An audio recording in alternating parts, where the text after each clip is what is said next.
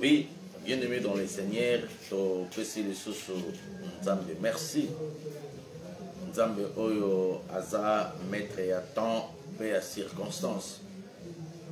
Nzambe oyo asali biso faveur, asali biso ngolu, ko pesa biso mokolo lelo na émission na biso, émission na bino sur les temps de la délivrance. Oyo tozalaka ensemble nabino chaque lundi et jeudi à partir de 7h RD Kinshasa. Elongo na mosali na Nzambe nabino, votre ndotologue, le pasteur Michel Shongo Katoka Onasaka, pasteur na église Pentecôte, moko yaba église. Il y a communauté des ensemblés dédiés, église locale Espoir. C'est sur avenue Mawanga, numéro 32, commune de Bumbu, Kinshasa, RD, Congo.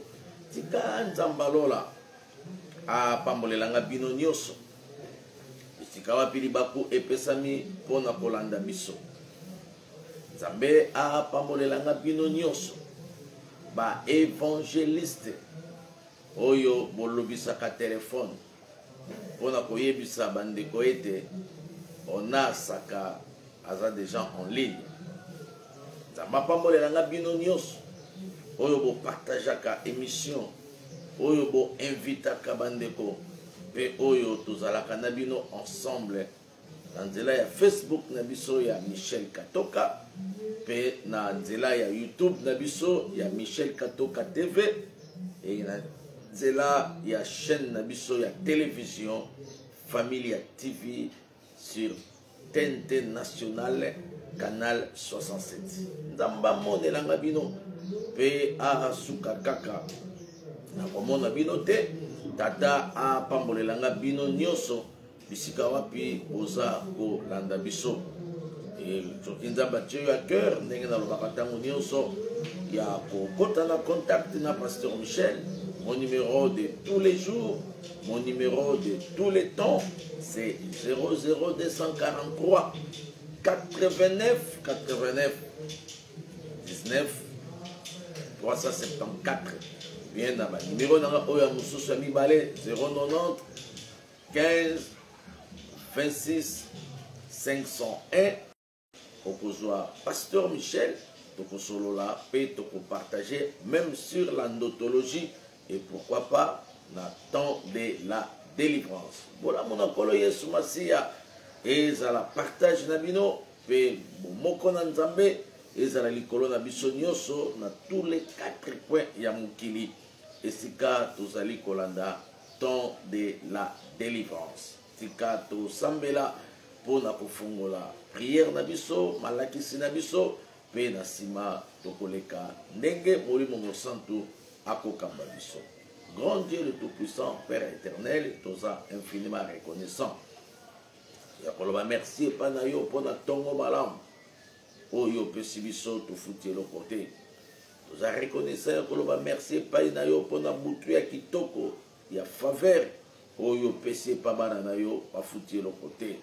Toza reconnaissant yakoloba un grand merci panayo pona bitumba nyonso. Oyo zo mundela bana nayo na misala na banzela na bisika nyonso bango bazalaka faveur na yo grâce miséricorde eza favorable likolo ya bana na yo kolo tika ntango oyo epesa lisusu gloire epa na yo molimo mosantu mosungi ozala na rendez-vous mpona koinstruire libota na yo na kombo na Yesu nde tosambeli mpe tolobi merci Seigneur Jésus-Christ. Amen. Amen, amen, amen, amen. Nzambe azwa lokumu, Nzambe azwa kembo, Nzambe azwa masanjoli. Temps de la délivrance, c'est le temps de la révélation. Temps de la délivrance, c'est le temps de la connaissance de la parole de Dieu. Vous connaîtrez la vérité et la vérité vous affranchira.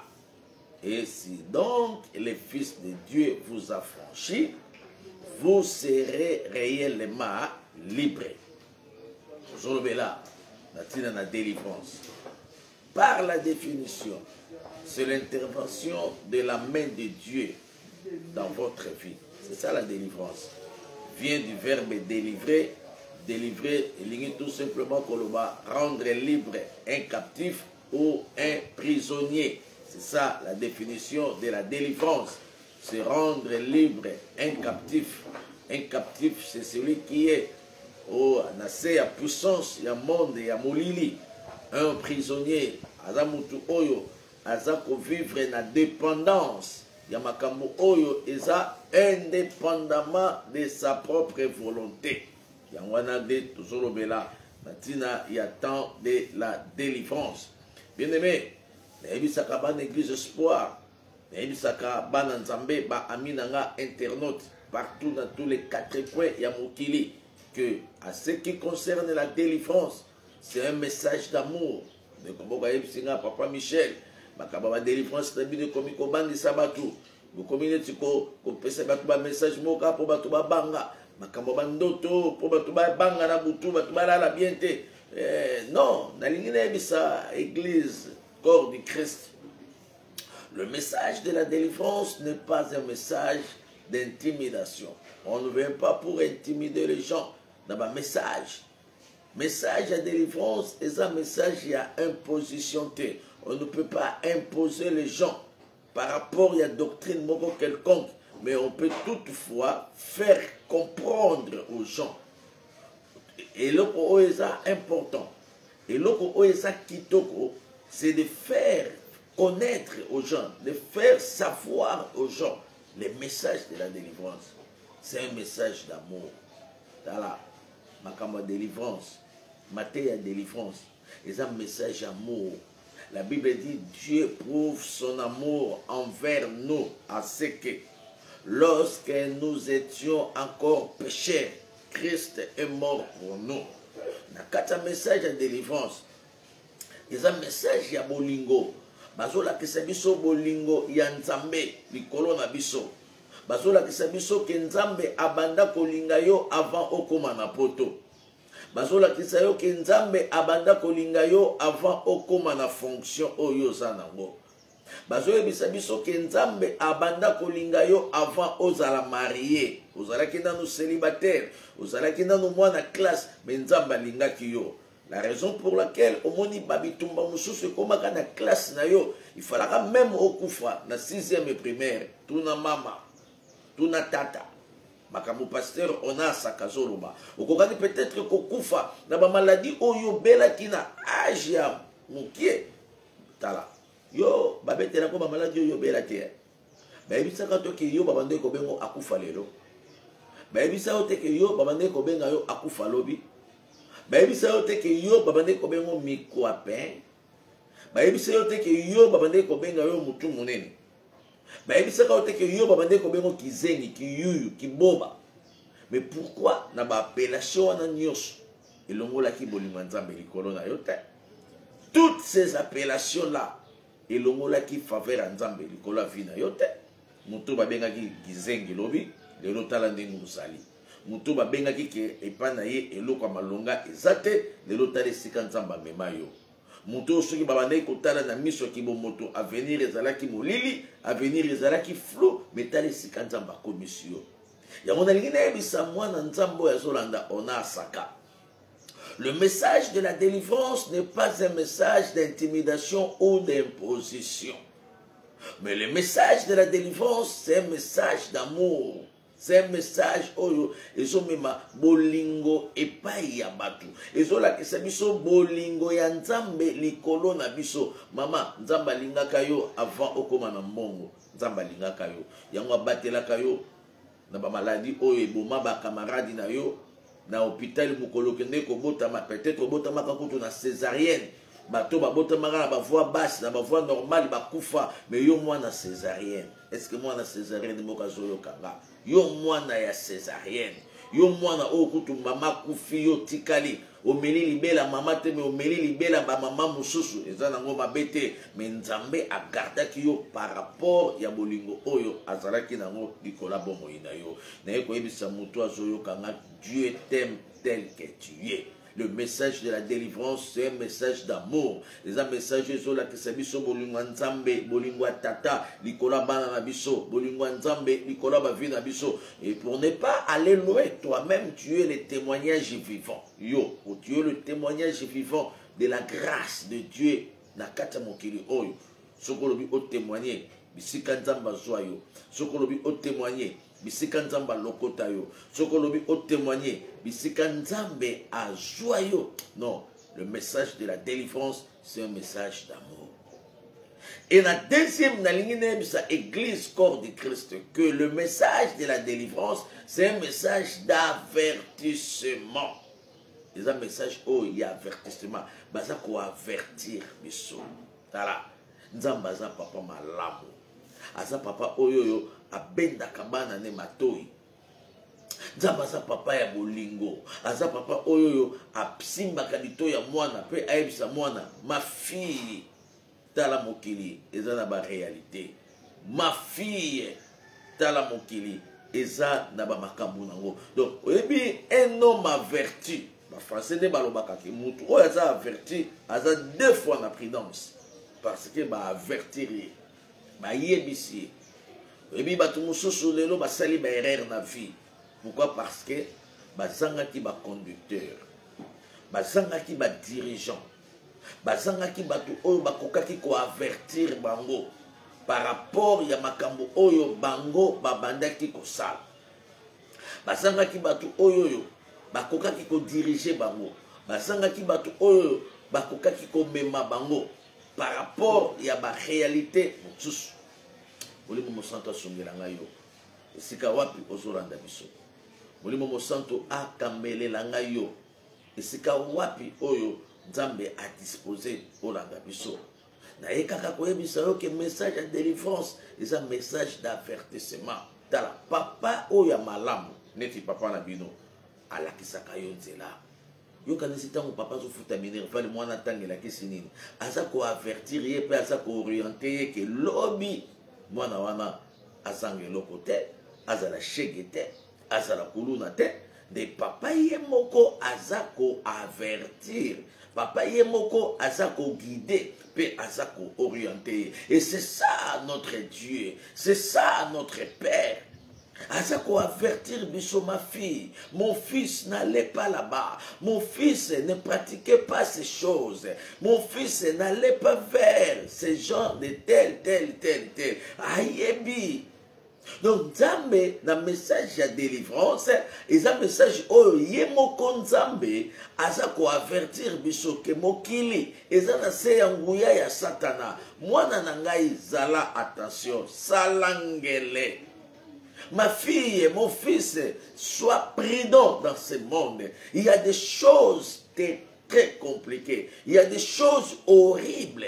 De averti sakamoto. Oyebi soki bakuluna baza na côté ya elengesa, bayebi sakamoto sala attention. Soko komi na côté elengesa, bakuluna baza. Soko komi na côté ya Gombe, na côté kuna bakuluna bazalaka. Soko komi côté. Donc tango déjà muto aza averti que soki okomi na victoire matisa ba glace na yo po ba yibaka batu téléphone na victoire. Tango mutu akokoma na victoire akomatisa ba glace na ye po aza déjà averti que na rompre victoire ba yibaka batu ba chombo ba botolaka batu ba téléphone na volant. Et puis mutu tango akozala na volant akomi na côté rompre Mandela, akomi na côté rompre victoire, akomi na côté rompre Ngaba. Azui prudence a matisi déjà ba vitre na ye pour que ba été. Pourquoi? Parce que azalaki déjà averti. Bien aimé, le message de la délivrance, c'est un message d'avertissement. Nzambaza ko avertir biso ma fille, Nzambaza ko avertir biso mon fils, Nzambaza ko avertir biso mwana nanga zala prudent, mwana nanga tambola engele, tambola engebene, tambola na logique pour que ma porte est fumamate. Apocalypse chapitre 3. verset 20, la Bible dit, voici, je me tiens à la porte et je frappe. Je me tiens à la porte et je frappe. Et si quelqu'un entend ma voix, là où je frappe, et Moutouana a fumé les portes, na kokota epanaye, na kolianaye elongo, yepe akoliananga elongo. Apocalypse chapitre 3, verset 20. Le même verset, s'il faut interpréter cela, même avec les diables aussi a télémi la porte. Azobeta, koko, kindumba ngayeyo, nalingina peso kindumba, koko, muyibi ngayeyo, nalingina komiso muyibi, koko, escroquerie yangoyo, nalingina komiso escro, koko, magie yangoyo, nalingina kotiso na katia magie, nalingina kotiso na katia ba science. Donc les diables aussi a téléma kana porte ya ba vie, azotuki.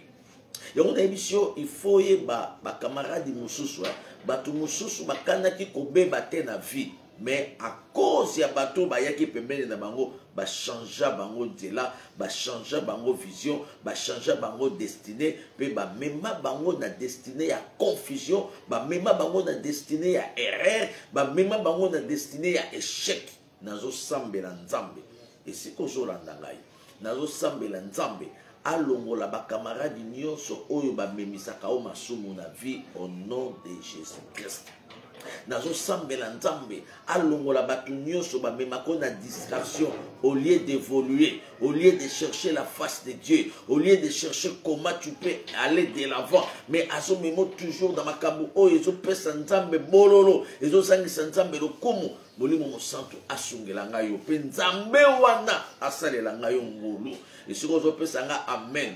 Esiko zo pesa nga amen. Nzamba pambola yo. Esiko zo partager message oyo mama Koko nzambe amona yo. Esiko zo ko inviter baninga mususu pe ba ya tozana na bango ensemble. Faveur atata ezala likolo na yo. Nazolo ba que le message de la délivrance, c'est un message d'avertissement. Nzamba za ko avertir.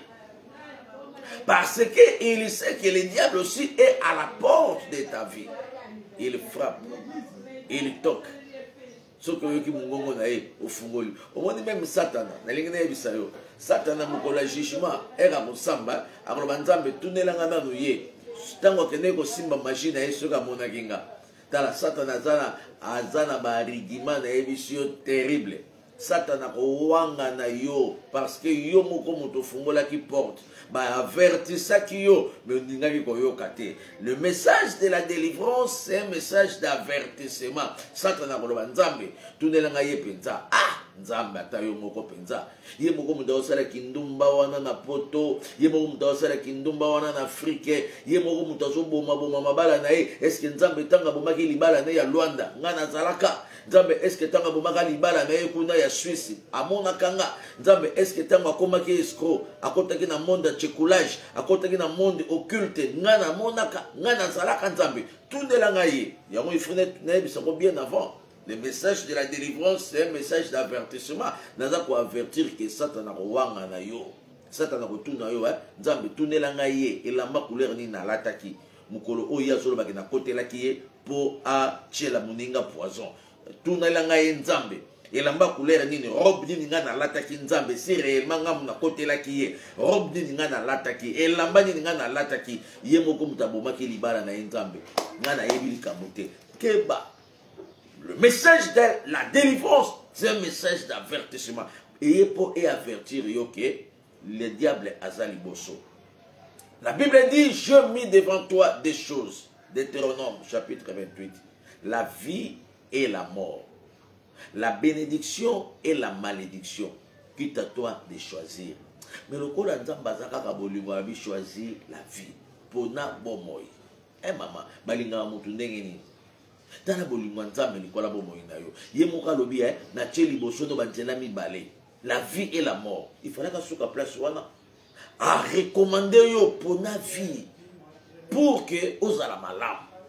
Yo kanisa mbazo ebisa oke non tika ba pratique wana bato yo kanisa kanini tango ba pection zela wana ke baligi ba bomelo libala o kanisa ke tango pasteur Michel azolo ba ke tika vie wana alinga comme so pauvre non na yebi vie escroquerie tant bato baso lela na kombo na yo, bien aimé, ataku to rosala ba don. Mais aussi l'autre les gens pleurent. Likolo ya mbongo oyo za ko escroquer bango. Likolo ya mbongo oyo zo lia bango. Tu mangeras à la sueur de ton front. Mais il faut savoir maintenant ce que toi tu es en train de faire. Oh, la malédiction sans cause n'a pas d'effet. Ce que toi tu es en train de faire, il y aura des effets. Et des effets immédiats aussi. Oh, il faut ça là que comment ça bébé, ok ça m'a sonné. Oh, il faut ça là que comment ça bébé, et fini ça va. Dans l'attente de la délivrance, vous connaîtrez la vérité. Et la vérité vous affranchira. Et si donc le Fils de Dieu vous affranchit, vous serez réellement libre.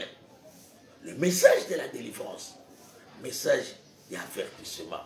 La vie, ce qui nous a salué au faveur. Ce qui nous a salué. Donc, c'est une grande faveur.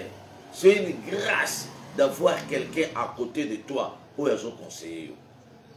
Yango, au monde a même bakunzamboka. Au monde a même bateau baza élevé en dignité. Baza la kana ba conseiller. Pourquoi? Parce que ba avertir yo okweya na libulute. Yango soki nzamba sali yo grâce atie mutu moko na nzela na yo, atie mwasi moko na nzela na yo, atie mobali moko na nzela na yo, atie mutu na nzambe moko na nzela na yo, atie une servante na nzela na yo pour appeler sa conseil, pour avertir sa yo, il faut glorifier Dieu. Parce que ce n'est pas donné à tout le monde. L'esprit d'avertissement, c'est l'esprit de Dieu. Na limite oyeba ba point oyo na soloba pe toko kende malembe temps de la délivrance chaque lundi ba programme na biso ezongi déjà correct. Lundi na 7h, jeudi na 7h, heure de Kinshasa, elongo na mosali na nzambe na bino votre endotologue le pasteur Michel Shongo Katoka Onasaka. Le message de la délivrance, c'est un message d'avertissement. Ce que l'union est un message d'avertissement, dans l'écriture, que dit la Constitution à ce qui concerne l'avertissement? Le Deutéronome chapitre 18, verset 9, où il y a sur avertissement. On zamba sa ko avertir peuple naye. Tala, oyebi bato mususu ba sali berere eza bango moko. Parce que nzambe bolingo asa nango epa na yo, akoluka par tous les moyens acha batu pembeni na yo pour que ba aider yo tina destinée na yo. Et c'est pour cela il faut oyo kaka bato nzamba sali ngolu baza pembeni na yo. Yo kaka bango. Eza na bato mususu, oh ngana ndimaka yete, mama, papa, ndima ye. Ce n'est pas pour rien nzamba tcheli boso na yo.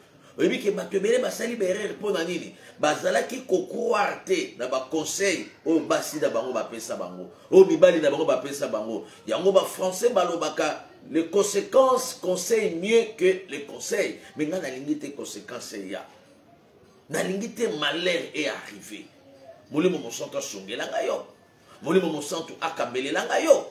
Esika wapi oza connecté na Facebook ya Michel Katoka pour que on soit enseignement.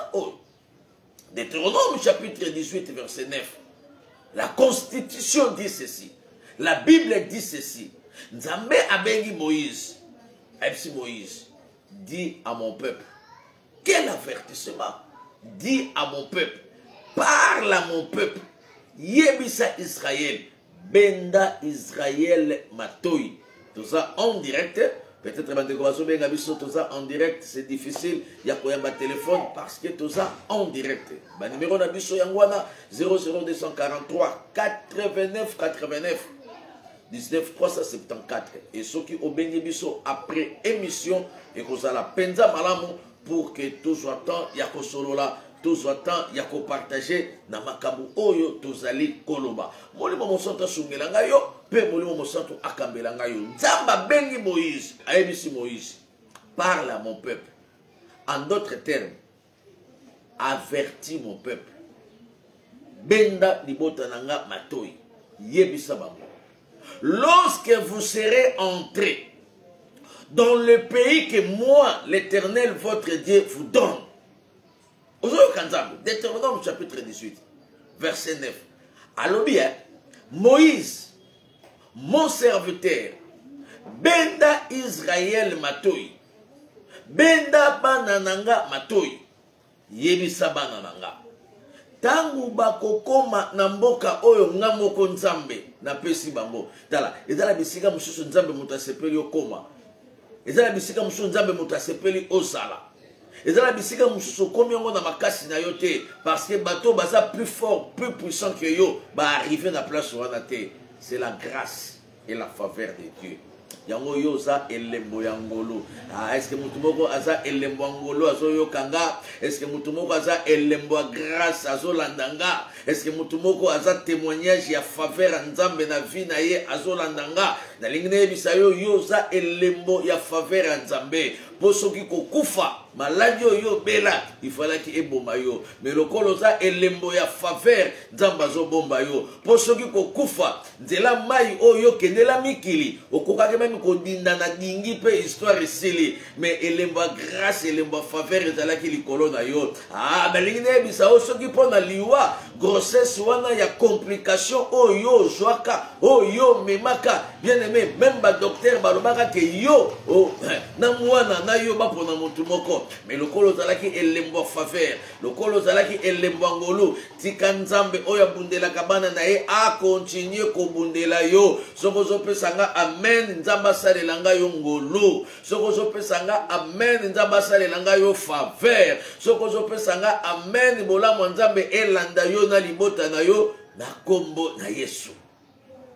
Bien-aimé dans le Seigneur, Église corps de Christ, chers amis internautes, partout dans tous les 4 coins, et c'est comme ça qu'on invite, partagez le message, maman, invitez baninga, kotisa baninga, tozala na bango pe longo, nzamba kozanga te ko pambola yo, partagez le lien au Facebook et pas baninga baswa boyebi. Osée chapitre 4 verset 6, mon peuple est détruit parce qu'il manque la connaissance.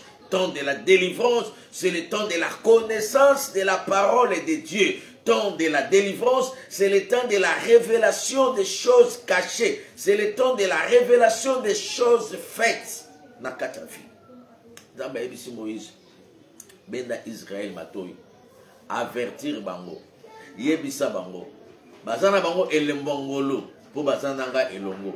Namoko nde na ko diriger bapa na bango. Namoko nde na ko diriger bango. Namoko nde na ko mema bango. Mais na avertir yo Moïse, benda bango matoi. Na répéter, ce qu'on a mutu oyo, abenda ko matoi na vie. Ozana papa, même tu es un homme de Dieu, une servante, mais tu as un père spirituel. Et tu as une servante à côté de toi. Oya dirija kayo, oya benda ko matoi, oya avertisa kayo. Mon fils, n'allez pas comme ça. Kolanda bangote, batika de gens nzambe. Kokota na bekiri wana te, nzamba zalaka lisusu te. Aza ko avertir yo te. Kolanda makambo yo te, okosfande la peau. Kolanda via ya babar te. Kolanda via banganda te, okofande la peau. Okofande la peau. Kolanda vie wana te, tala vie Zumbel, afin de la peau, tala vie Gaspard, afin de la peau, tala vie Makwatos, o sangisi na vie Rigobert, bazali lo wapi, balinga kiba mema poto na mapeka, balinga kiba mema Afrique na mapeka, balinga kiba mema Kinshasa na mapeka, lelo, olie Kinshasa, bango ba mema Kinshasa, cimetière à Kitambo ya Suisse, et memi bango, cimetière à Nécropole, entre terre et ciel, paradis terrestre, ya États-Unis, et kangi bango, et kundi bango, pourquoi? Parce que, balinga ki koyoka te. Bien aimé dans le Seigneur, Nzamba yebisi Moïse, yebisa Israël, lorsque vous serez entrés, pas aujourd'hui, demain, Nzamba zolo wa makamba lelo te, lelo ozana problème te, lelo ozotanga, mais tu ne sais pas les lois de vos familles, les lois de vos familles, balobanine. Lorsque vous serez entrés, donc vous n'êtes pas encore allés, vous n'êtes pas encore entrés, mais je vous dis des choses, pas pour aujourd'hui, mais lorsque vous serez entrés, lorsque vous arriverez, donc il y a des choses après 10 ans, il y a des choses après 5 ans. Lorsque tu seras arrivé, lorsque tu seras entré, lorsque tu seras marié, lorsque tu seras en Europe, lorsque tu seras dans le business, lelo makambwana et mon isamatel de le blocage wana ozo vivre en motel Bible lobi Zambazo sa Moïse teke makamba sikoyo abi je te dis aujourd'hui parle à mon peuple aujourd'hui, ce sont les choses qui vont venir, ce sont les choses à venir, les choses de futur. Dans la future nous années. Est-ce que you a un plan au monde dans mon lit les hommes tu peux être marié aujourd'hui, gloire au Seigneur, mais tu ne sais pas les calendriers maléfiques. Est-ce que Nanya Dimagi ke yewana na yewana makokai kokabwa? Qui pouvait croire?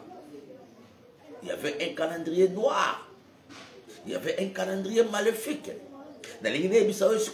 Attention, il y a un calendrier noir. Oh, le diable a préparé. Il y a aussi un calendrier blanc que Dieu a préparé. Le calendrier de Dieu, c'est quoi? J'ai des projets que j'ai formés sur toi. Dit l'Éternel des armées. Les projets de paix et non de malheur. Dieu a un calendrier de bonheur. Que yo mata, yo bala, yo voyager, yo botama passa, yo zala les, yo somba bandaku, yo zwa musala malonga, yo zala stable. Ça c'est le calendrier de Dieu. Atana posa que yo, yo zala na standing. Atana posa que yo, o sombe la biso église. Nenge tozo kungai kamikolo yo, toza penza un pas dehors, un pas soki wapi. Pendant qu'on nous a esikanini toko sara nanzambe longo. Bien aimé dans le Seigneur, église corps du Christ. Il y a un calendrier de Dieu au devant de toi. On nzambe yemo kwa bongisa, on nzambe yemo kwa prépara. Mais il y a aussi un calendrier noir, un calendrier maléfique. Oh, Satan Zoluka qui non. Babali, babali, tika bango babala na bango, mais na pesa bango 3 mois, na pe bango 3 ans, na 3 ans wana, na kokomisa mwasi mutu pasi, na kokomisa mobali mutu pasi, na kochana nzela mobali wana basi nyoso ya kala oya tika na Afrique. Abando benga bango na nzela Facebook jusqu'à ce que basi wana bako benda ina kisi ya koya Kinshasa akoya kolia zakalaha etanga kolia zakalaha akotikala na Kinshasa awawa tanga kotikala na Kinshasa awa bato balobai ke vena biso kenda mikele vena biso koma parisien vena biso koma ziana bako se retrouver awa na kanluka oza na kota bumbu kota selemba kota matadi kota boma kota mwanda kota batetela kota bakwanga bakwa chimuna bena diata. Bien aimé. Au bout du cas, vous avez la photo. Yo vous avez la témoin. Vieux Anaclé. Vieux Anaclé le hasard. Qui pouvait croire que Vieux Anaclé peut retourner au pays? Bandinga Bazonga Ratan à Kinshasa a un gouvernement. À combien de temps membre, à combien de temps conseiller ministre? Hier à l'au moins poto à Kinshasa pour Alanda moi la moitié et moi la moitié à réduire dans la milli moins sali. Attention. Il y a un calendrier maléfique au devant de toi. Zamba Ebisi Moïse, lorsque vous serez entré, pas aujourd'hui. Il y a un calendrier quand tu seras, même à l'âge de 40 ans, même à l'âge de 50 ans, tu ne sais pas ce que le diable, ce que l'ennemi est en train de préparer pour toi à l'âge de 40 ans. Et dans la maladie, mon source bien aimé, et banga 16 ans, et banga 18 ans, et banga 22 ans, et Zélio dans 50 ans. Il y a un sambe la Nicolas vie na yo, nazo sambe la Nicolas partenaire na yo, calendrier nyo sur la limitation. O ezolinga emimisa arrivage à ma baie, na 50 ans na yo, tu dois dépasser les 50 ans. Aucun malheur arrivera dans ta vie. Aucun malheur se présentera dans ton ministère. Aucun fléau. Et que le Dieu de la grâce, que le Dieu de la bénédiction, à kota bitumba na yo, à kota situation na yo, alongi saona mutu, alongi sope na moi. Nego sope sanga kaka amen. Na lobi calendrier baso bongisa pour que libala wana epatana. Tika nzambe nanga protéger yo na mariage na yo. Tika nzambe nanga a protéger yo na musala na yo. Tika nzambe nanga a protéger yo na bana na yo. Aucun malheur arrivera dans la vie de tes enfants. Aucun malheur se présentera. Aucune maladie spirituelle et que joyauté et que simba bana na ote. Soko sope sanga amen. Nzamba telema akota bitumba na yo. Aucun malheur se présentera pour que au perdre musala, au perdre musala te, au perdre marché wanate, au perdre contrat wanate, au perdre contrat wanate. Je prophétise sur toi et je déclare en ma qualité de l'homme de Dieu, aucun malheur se présentera. Okolonga bango na butu, okolonga bango na moi, na ba plan na bango, na ba projet na bango, na ba calendrier na bango, eko simba mobali na yote, eko simba mwasi na yote, eko simba bana na yote, eko simba ba koko na yote, eko simba ba para na yote, katika jina na Kristo Yesu. Soko zo pesanga kaka amen nzambe alongola ba malheur. Soko zo pesanga amen calendrier noir ekweya. Soko zo pesanga amen la main noire ekweya. O la main noire o ezo sela yo. Tala, il y a des choses ezo sela yo. Et dans la maladie musutu ezo sela yo okoma na 50 ans. Mais lelo naza ko annuler yango. Na autorité nzamba pesinga. Na pouvoir nzamba pesinga. J'arrête. Au nom de Jésus, tous les projets maléfiques, toutes les maladies spirituelles, oh, ils seront à 55 ans, oh, ils seront à 60 ans, oh, ils seront à 65 ans, oh, ils seront à 70 ans, oh, ils seront à 75 ans, oh, ils seront à 80 ans, et joyauté, au nom de Jésus. Bien aimé, et dans la bataille, oh, bah ça déjà, dans le monde magique, bah on zéro na âge à 25 ans. On est moi dans ce cola kitoko wana.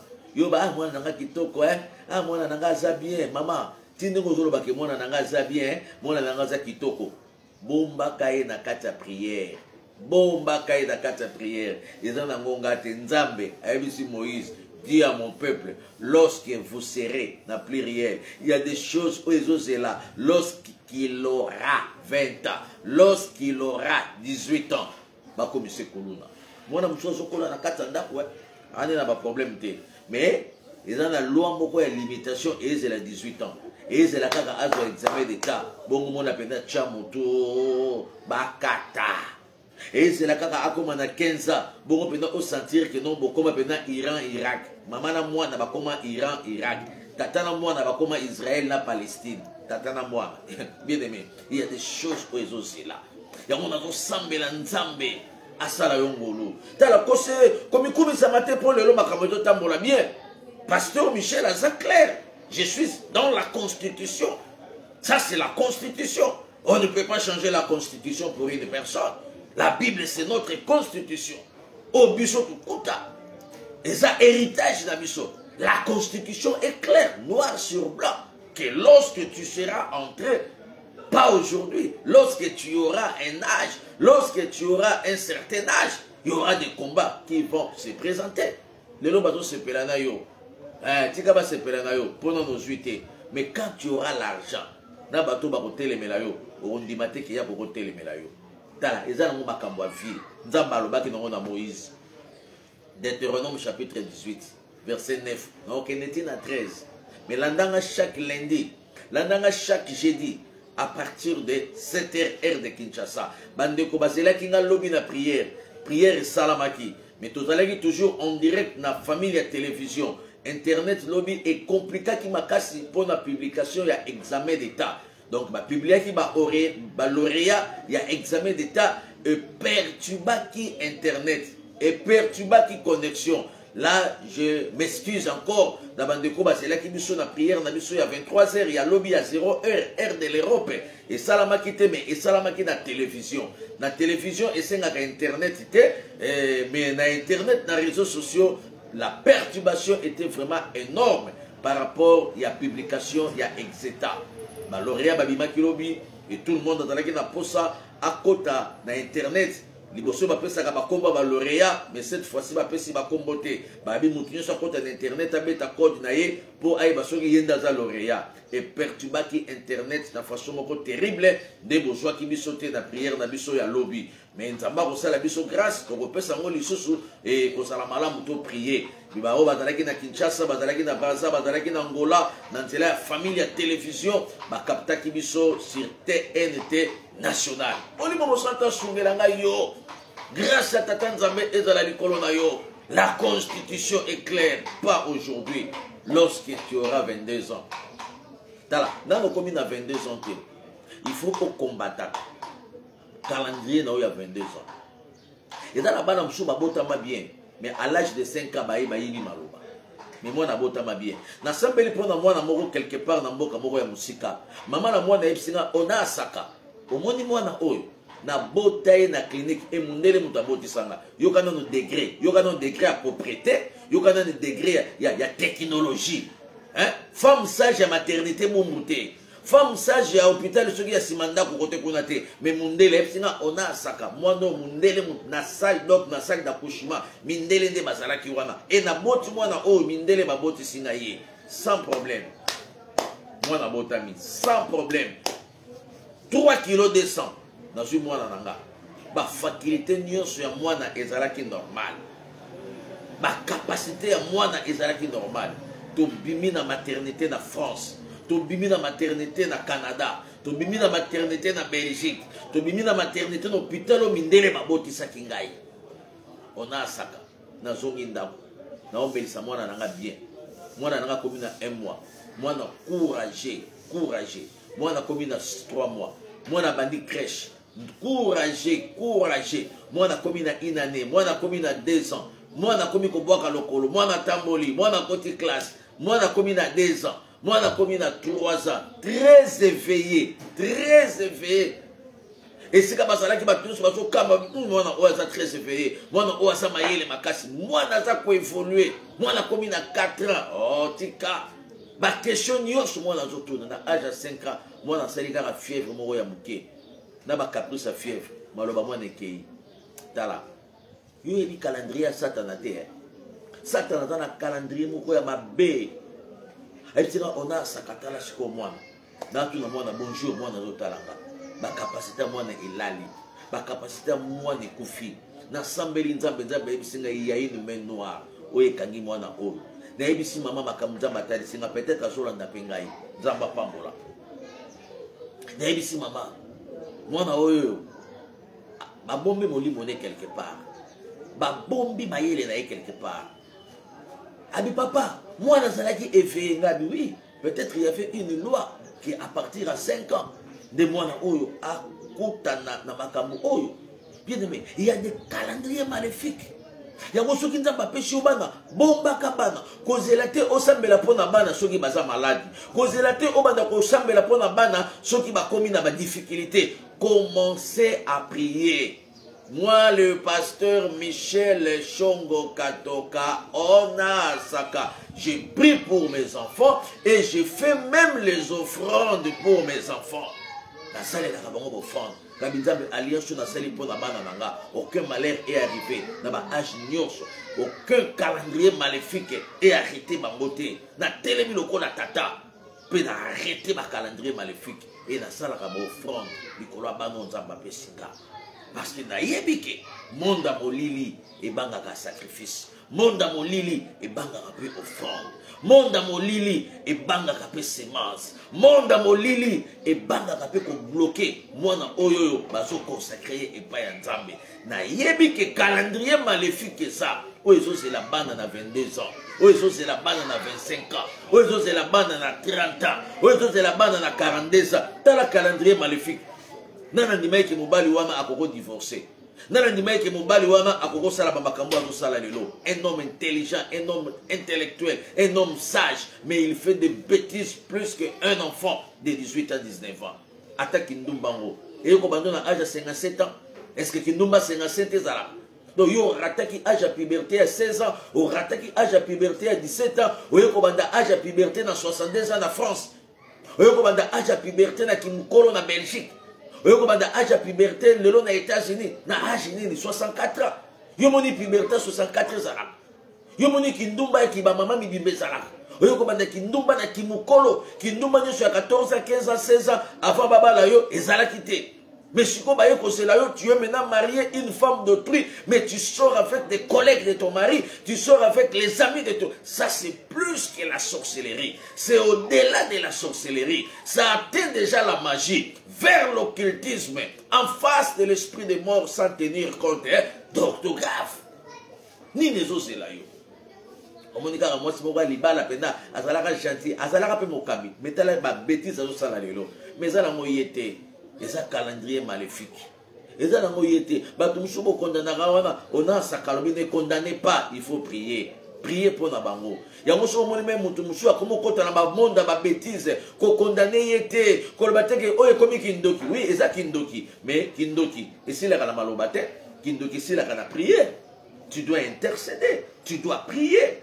Celui qui est capable de prier est capable de tout. Celui qui est capable de prier pour sa fille, il faut qu'il y aura un résultat. Celui qui prie pour les autres, Nzamba ko pour la paix yo. Nini zo zela yo, le na fandi kaka awa. Deutéronome chapitre 18, verset 9, paragraphe A. Lorsque vous serez entrés, les lotés, quand vous serez entrés, quand vous arriverez, quand okoko manapoto. Au moment où le na Kinshasa, tout n'a pas pebele. Na Kinshasa babanga kinzambe, le na poto ba osaladi. Atika na prière. Awa intercesseur. Mangengenge na baveye ba retraité, na lembite yawe komondela yo. O rabio lobinini. Onalika awa wa rabio lobinini. Mais na poto rabila la pongi. Na États-Unis rabi soit anesthésie, na sala vie. Bien aimé. Lorsque vous serez entrés, lorsque vous arriverez, qui pouvait croire que Yoko Nzambe, Nicolas hiver à poto? Qui pouvait croire que Vino ya prière? Avant d'arriver, lorsque vous serez, avant d'arriver, avant d'entrer, avant d'être, quand tu étais au départ, tu craignais Dieu. Yozalaki intercesseur, l'église à mission. Yozalaka protocole, l'église wana ya réveil. Yo zalaka mokambin, yo zalaki lenga mwinda, yo zalaki kizito, yo zalaki na ekipa ba noirite, lelo za wapi. Catholique a moiti kalaka ya monoko. Na sambelaka na catholique okendaka mukoloni. Soko ke le 25 décembre te mukolo Yesu abotama, ok le 31 décembre mukolo bonne année. Donc dans l'église catholique, oh kumisaka na catholique 100% catholique. Yo za 100% catholique, tous à 100% la maison. Tous à 100% business, tous à 100% ba faire. Bien aimé, Kobo Sanesika Nzambe azwa yote. Nzambe yebisi Moïse, yebisa bango. Na omemalanga bango, na opambola nanga bango. Mais tango bakokoma na poto, babosa nanga Nzambe te. Yo bosa na Nzambe ka na aéroport. Tango matika na Air France, tango matika na Bruxelles Airlines, o bandika kotala film au total na avion, o talika film ya mindele na avion, obinga ifona bala mundele. O tika na fiancé a. OK bala mundele. Est-ce que mundele wana zalaki moi sa destin na vie na yo? Et c'est mundele pena oyo bala, moi si pena oyo bala wana, mobali pena oyo bala wana, yende nzamba bomusaki pona yo. La prudence. Lorsque tu seras arrivé, lorsque vous serez entré dans le pays, donc on a 6000 de pays, lorsque, nazagana lorsque, bien aimé, lorsque na oyo ndengeni, tolingi to sambe, nzamba tinda kamaloba na epamba te. Aïbe qui font de quoi partager pour mater à oyo comme apanayo. Talana de bolingono à liboso, intercesseur, lelo, la vie à prière ici là. Oui, que vous avez une femme de prière, une femme forte, sur le canimus na 0 heure, ou fungolimus na prière, au talabo 4 heures, au bandé prière na 0 heure. Tu faisais des veillées de prière personnelles. Même temps, on commence ici quand on a poto. Vous allez qui m'a cassé, hein? Vous allez qui m'a cassé, tant qu'on commence ici quand on a poto. Lokolo bande ko banga dingi, bande ko banga mai, bande ko banga ba refouleo, bande ko banga immigration, tango komi na poto, tango komi na États-Unis, ozalaki makasi na prière. Mama mabondeli, ba musu bande ko bengo mama langi, mama ya mabondeli, mama ya combat spirituel. De lo ba obengo nani. De lo ba obengo nani. Ba bande ko bengo pasteur, de lo ba obengo nani. Ba bande ko benga yo évangéliste, de lo ba obengo nani. Yo zalaki so kangi misu na prière bo 0 heure, so ko fungoli misu 4h05. Mais les lots, au kangi misu na 0 heure, au sambeli, au bandagi na 0 heure, yomoko, dans au fungoli misu boy, 0 heure 4. Au mituni montre au pile sili, montre au ezana pile. Deningam na sambeli mingi, mais na sambeli kaka 3 minutes. Bien aimé, tala bomo inayo. Tala bomo inayo. Est-ce que yo, et kangi yo déjà te? Est-ce que yo, et simbio na noté? Tala ndemo zalaki awa na Nzambe. Frère en Christ, Bible na lipeka, les lots, au bois qui n'y a son amaï. Bien aimé dans le Seigneur, calendrier nini oye telemelio, calendrier nini oye kangi mobali na yo, mobali wana eba kinzambe, mobali wana komaki tina niveau ba obenge pasteur, les lots grand soulard, Suisse mobimba baebi, bien aimé. Qui n'ont pas battu suba. Donc, bah, on peut se abréver. Oh, Moulimo Mosanta Sungelanga, Église corps de Christ. La Bible dit, si vous entendez sa voix, n'endurcissez pas vos cœurs. Le message de la délivrance, c'est un message d'amour. Le message de la délivrance, c'est un message d'avertissement. Dans les Sikanzamba Soyo, dans les Makambo, au moins Makambo, au salon, mais comment salon? Hein? Au salon, on a un balamoko, mais le lot, on peut se même préfet, parce que comme spécialiste dans le domaine, comme il dans le domaine, nous voulons prier. La Bible dit, Dieu sans tenir compte des temps de l'ignorance, il nous appelle aujourd'hui à se repentir. Car il a fixé un temps où il va juger les mondes. Avant ce temps, c'est le temps de la délivrance. Avant ce temps, c'est le temps de la réparation avec Dieu. Avant ce temps, c'est le temps où il fallait qu'on a Sakaya. Allo Bamakambo, yo Kambo. Maman, partagez le message et que vous avez maman, papa, partagez le lien et que vous avez Apôtre Paul dit, moi j'ai semé, Apollos a arrosé, mais c'est l'Éternel Dieu qui fait croître. Moi j'enseigne, vous êtes là pour partager les messages, vous êtes là pour partager les messages, mais c'est l'Éternel Dieu qui va bénir, c'est l'Éternel Dieu qui va changer, c'est l'Éternel Dieu qui va faire à ce que Makambo ezala malamu na katabo moinayo. Si quand nous sommes en sepela qui oyo kangai, si quand nous sommes en sepela qui olangangai, et ceux qui nous ont battu à cœur au côté en contact dans Pasteur Michel. Mon numéro de tous les jours, mon numéro de tous les temps, c'est 00243 89 89 19 374. Benganga to solo. Tu rejoins ya les solo, puis tu rejoins ya orientation. Zamba tindinga na message oyo pour interpeller yo pour un avertissement. Zamba avertissa ki yo que nous sommes na poto keba ba me makapoto na mukongote pour poto mela kabatu. Et meli vie à prière na yo, et meli vie à jeûne na yo, et meli vie à mariage na yo, et meli vie à crainte pe obéissance à parole ya Nzambe ozala ki nango en Afrique et commission lo lenge nyeke se pe exposer yo. Et ce qui nous exposé yo te na kolinga pete ke exposer yo. Et c'est pour cela que Dieu m'a envoyé vers toi à travers un message oyo et interpellé yo. Où est ton premier amour? Zongela bolimono aliboso. Calendrier Nzambe pour na yo ezali. Mais ne donnez pas l'accès au calendrier maléfique. Le monde passera. Tout passera. Le plaisir du monde passera. Mais la parole reste intacte. La parole, c'est la source de toutes choses. Molimo mosanto sungelanga yo. Molimo mosanto kabelanga yo. Esikanyo so kolandi biso. Pe esikanyo so partager message pour vous. Vous avez chaque lundi, chaque jeudi, dans cette heure de Kinshasa. Votre notologue, le pasteur Michel, dans un abino Elongo sur Facebook. Vous abonnez à la chaîne Nabiso à YouTube. Et vous allez malade pour vous allez notifier. Ceux qui vous avez abonné, lelo, tala Michel Katoka TV. Michel Katoka TV. Na YouTube Nabiso, vous abonnez et vous allez malade pour que vous allez notifier à tout moment ou à chaque fois. Et l'okasika ezokota na internet to na compte na biso. Bola matata Nzambe ezala likolo na bino. Kimia na mokonzi Yesu et accompagner bino. Aucun malheur et atteindre bino te.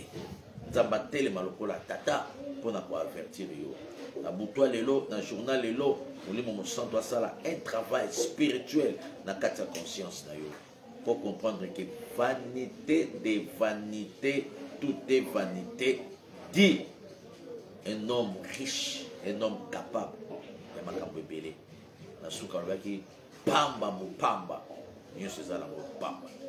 La Bible nous dit de chercher premièrement le royaume et la justice de Dieu.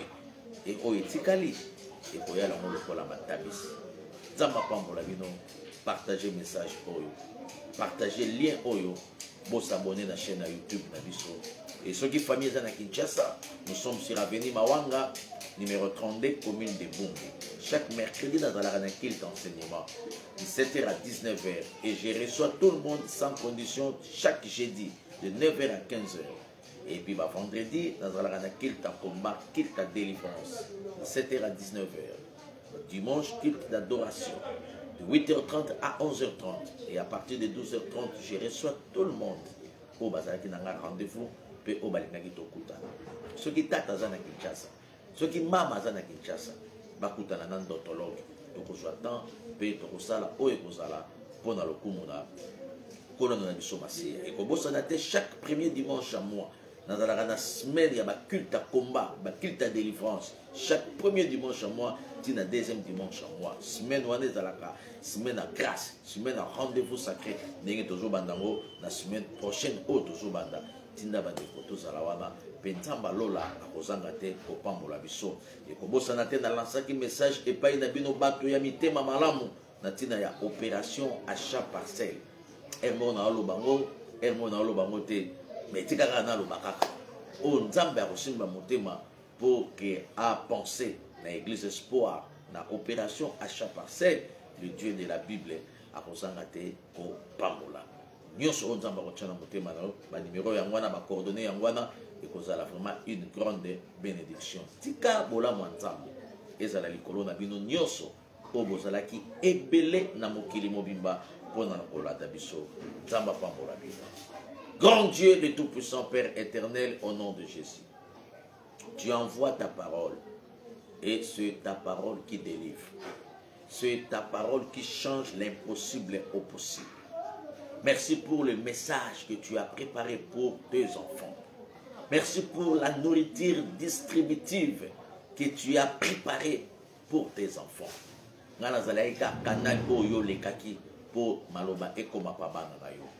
Na pamboli mutu nyonso oyo ayoki mateya oyo molimo mosantu continue à faire encore dans leur vie afin que orienter bango na nzela ya kimia pe calendrier maléfique ekanga bango te ekanga bibali na bango te ekanga basi na bango te ekanga bana na bango te ekanga banzela na bango te. Ange de l'Éternel a campé tout autour na bino pe arraché bino dans les programmes maléfiques. Toutes les programmations maléfiques, elles ont un impact de mon côté au nom de Jésus-Christ. Que le Dieu de la Bible, Azala Tata Ponayo, Asungayo, peut guider yo, à diriger Madame Nabino, à diriger Nisala Nabino, peut ma projet Nabino. Dans le nom glorieux et précieux de notre Seigneur et Sauveur Jésus, nous avons ainsi prié. Amen. Amen. Amen. Tika Nzambe a Pambola bino. Isika nyonso bozalaki ebele pona kolanda biso. Ezalaki yabino mosali votre ndotologue le pasteur Michel Shongo Katoka Onasaka depuis la République démocratique du Congo. Que le Dieu de la Bible vous bénisse. Bye. À la prochaine.